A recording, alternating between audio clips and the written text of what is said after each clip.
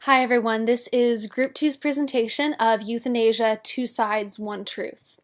Now, before we get into the two different sides of the euthanasia debate, we really want to get a good grasp on what euthanasia actually is, because there's quite a bit of controversy and confusion over the actual definition of euthanasia, and that's very important as we move into understanding the two sides of the euthanasia debate. So we looked into it and we found that the American Heritage Medical Dictionary had a pretty good definition of what euthanasia is. And they said, euthanasia is the active practice of ending the life of an individual suffering from a terminal illness or an incurable condition, as by lethal injection or the suspension of extraordinary medical treatment. Now, this gives us a pretty good idea what euthanasia is, but we also want to get an even better grasp of what it is. So what we're about to do is delve into history and see where euthanasia came from. We're going to see what people thought about it in the old days and how it got to the point it is at now. So from 5th century BC through 1st century BC, the Hippocratic Oath banned physicians from administering a deadly drug to any patient. Now, despite this, there was still a lot of support for euthanasia. If somebody was greatly injured in battle, they really didn't have a hard time putting them out of their misery because it was so terrible to watch them in agony. And they knew that they couldn't help them any further and they would probably die, in the next 10 minutes to hour, and they didn't want to watch them suffer. Now, in the 17th century, common law tradition forbid assisted suicide of any kind in the American colonies. Now, although this euthanasia was completely forbidden, it was still happening behind closed doors because, once again, people did not want to watch people that they loved in misery.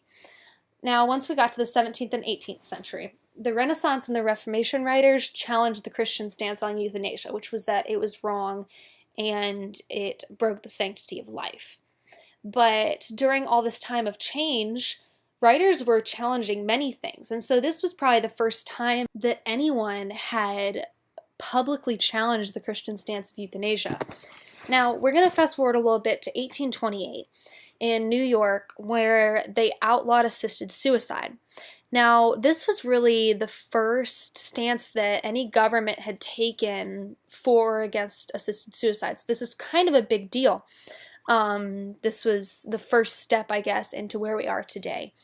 Now, in 1915, a deformed newborn was permitted to die rather than be given a potentially life-saving surgery. Now, when this child was born, he was very deformed, he was blue, and there was a chance that they could save him. But the doctors didn't see him as living a good life. They knew they could save him, they knew they had a great chance of saving him, but they didn't see that he would have a good quality of life, so they advised his parents to not give their child the surgery, and the child was allowed to die. In 1930, there was a huge amount of public support for euthanasia in America because they were going through the Great Depression. And during this time, there was so much agony, so much suffering, that people were very soft towards the idea of euthanasia. They didn't really see a problem with it because they understood what suffering was like, and they themselves would have loved to be out of suffering. So, they saw that if somebody was physically suffering and was going to die in the next few days, they didn't see any reason to make them suffer through any more pain if they could end it early. Now, the public's idea of euthanasia kind of took a few steps back in the 1940s because Nazis started using involuntary euthanasia. Anyone that they thought didn't deserve to live was put to death just for that reason. And this is actually a big fear with euthanasia today, that, if we allow euthanasia, then it creates a slippery slope, and what prevents doctors from feeling the duty to kill someone who has a mental illness, who can't choose for themselves, else for that matter, who can't choose for themselves. So that's why euthanasia took a few steps back in the 1940s. In 1968, irreversible coma was defined as precedent for euthanasia. Now, this was a big deal because it was another step forward for those who supported euthanasia. In 1972, the first national hearings on euthanasia were held by the U.S. Senate. Now, this meant that the euthanasia debate was becoming big enough that it had to be taken on by the U.S. Senate. And so this is when major government involvement started with euthanasia. In 1974, the first hospice opened, and it's important to recognize that because that means that the public was intent on caring for people as they neared death. They weren't as intent on euthanasia as they had recently been. In 1976, the Supreme Court ruled that respirators can be removed from a coma patient. That is still the ruling today. So we're going to fast forward a little bit, actually quite a bit, and we're going to look at euthanasia today. In the United States, there are only 4 states that have legalized physician-assisted suicide.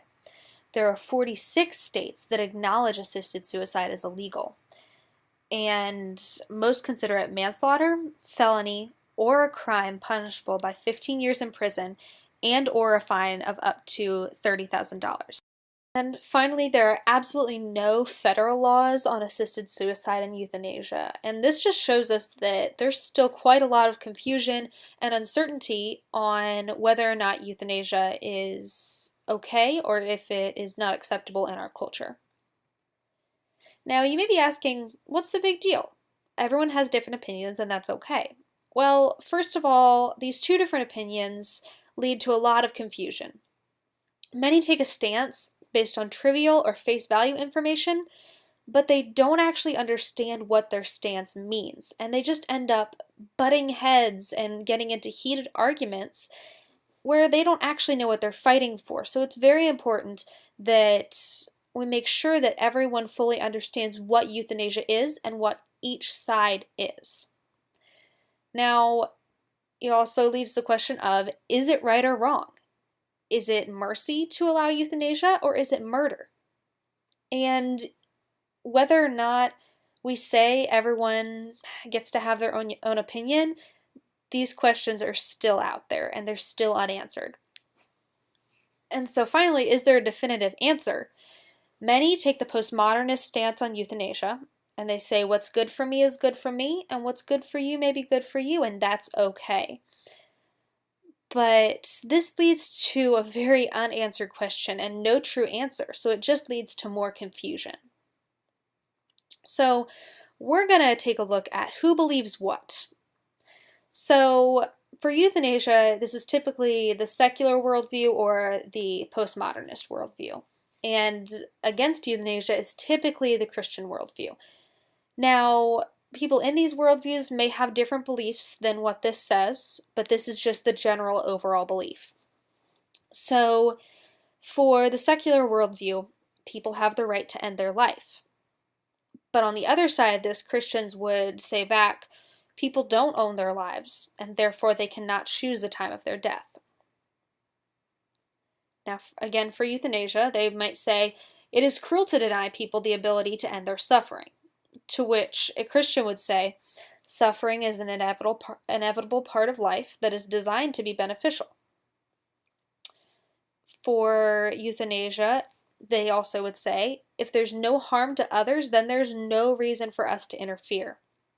But on the flip side of this, Christians would say, euthanasia robs families of time they could have spent with their loved ones.